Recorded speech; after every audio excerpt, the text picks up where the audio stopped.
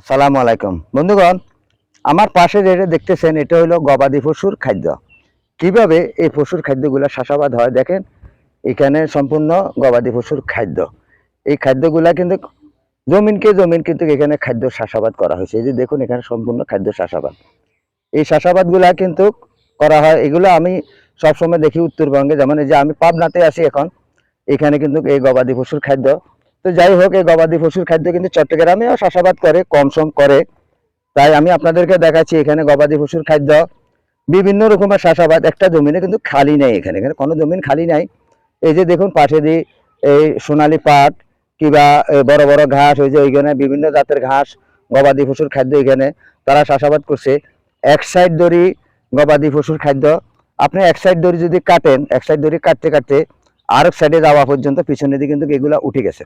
এগুলো এই গাছগুলা কিন্তু মৃত্যু নাই, এগুলার মৃত্যু নাই। এক সাইড ধরে কাটা দিয়েছেন, আরেক সাইডে উঠে গেছে। কিন্তু আপনি যদি 10 থেকে 15টা 20টা গবাদি পশু পালেন, কিংবা আপনার জন্য একবারে অনায়াসে আপনি এইভাবে যদি ঘাসের চাষ করেন, ঘাসের চাষ করলে আপনি গবাদি পশু পালতে পারবেন। আপনার কোনো প্রকারের ঘাসের অভাব হবে না। তাই আপনারা গবাদি পশু পালন। আপনারা ছাগল পালতে পারেন, আপনারা বেড়া পালতে পারেন, দুম্বা পালতে পারেন।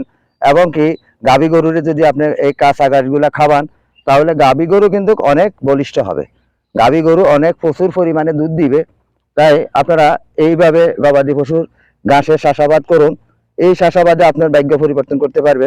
এই যে দেখুন, এখানে কিন্তু গবাদি পশুর খাদ্যের চাষ। তাই আপনারা গবাদি পশুর খাদ্যের চাষাবাদ করুন, নিজে স্বাবলম্বী হন। অবশ্যই আপনি এখান থেকে ভালো কিছু করতে পারবেন, কারণ গবাদি পশুতে অনেক লাভ। আপনি 10 থেকে 15টা গবাদি পশু পালন, নিজের ভাগ্যটাকে পরিবর্তন করুন। আশা করি আমার কথাগুলো বুঝতে পারতেছেন। যদি ভিডিওটা ভালো লাগে অবশ্যই লাইক শেয়ার করে দেবেন। সকলকে সেই প্রত্যাশা জানিয়ে এখান থেকে বিদায় নিচ্ছি। আসসালামু আলাইকুম রহমতুল্লাহ বারকাতুহু।